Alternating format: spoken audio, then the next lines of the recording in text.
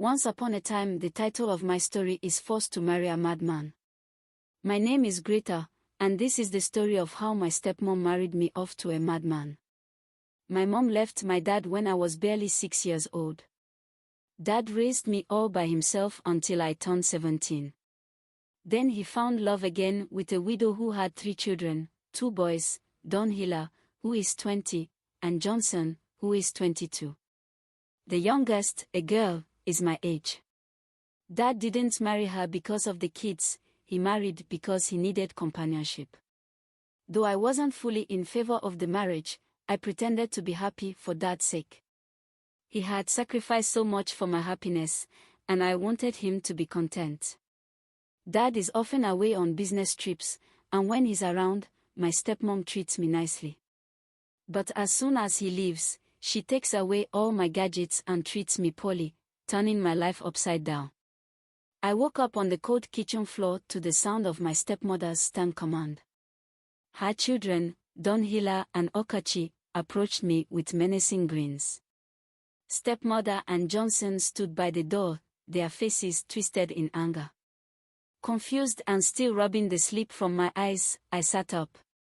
Then, I heard my stepmother's chilling words. Hold her down and remove her blouse. Let Johnson. Realization dawned on me. Johnson's true intentions became clear. Yesterday, while I was washing dishes, he had grabbed me from behind, his hands clasping my developing breast. I had fought back, slapping him and smashing a plate on his head. Though stepmom flogged me with a long cane filled with thorns, leaving several injuries on my body, after which she tied my and rubbed grounded pepper on the injured part. She warned me not to ever lay my hands on any of her children ever again. I thought it all ended yesterday. But little did I know. Leave me alone. I pleaded, but Dawn Hiller and Okachi pinned me to the ground. While Dawn Hiller tore off my dress, paving way for my inner singlet, which he didn't hesitate to tear off, also paving way for my standing breast. "Shay, this is what you've been hiding from my brother Abi?" Okachi said, slapping me hard on my cheek as hot tears rolled off my eyes. I couldn't say much. Tears kept falling freely. I blamed Dad for not always listening to me each time I tried telling him how badly stepmom me. Johnson stepped forward and began folding my breast roughly as if it's some sort of toy. He kept slapping my breast and pinching it roughly.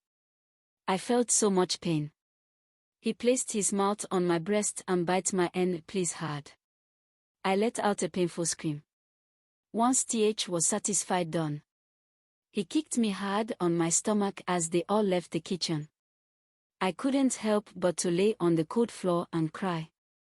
I cried for some hours and slept off. A few hours later, I felt a cold liquid splash across my body, jolting me awake. Opening my eyes, I realized I was soaked in cold water. I looked up and saw Okachi standing above me, arms crossed, an empty bucket in her hands. She had clearly dumped the water on me. "You're here sleeping while your suitors are waiting for you," she said, her voice dripping with mockery. "Suitors? What suitors?" I asked, confused. "Put this on and follow me to the living room. Now," she demanded, tossing a gown at me. I slipped into the gown and followed her to the living room. What I saw left me completely dumbfounded. Like, share and comment for episode 2.